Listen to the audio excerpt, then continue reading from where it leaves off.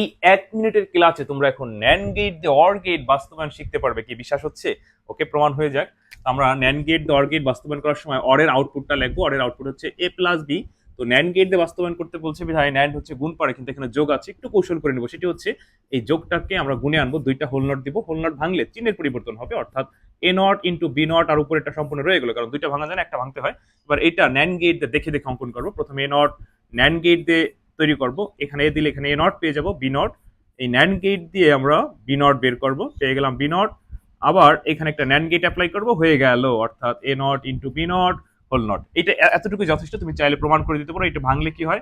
ভাঙলে হয় এ not plus B not, আর এই যে এখানে দুইটা হবে কারণ একটা একটা তো ছিলই, আর দুইটা মানে কি একটাও না, অর্থাৎ এ প্লাস বি, ওই সেই অর গেটের আউটপুট।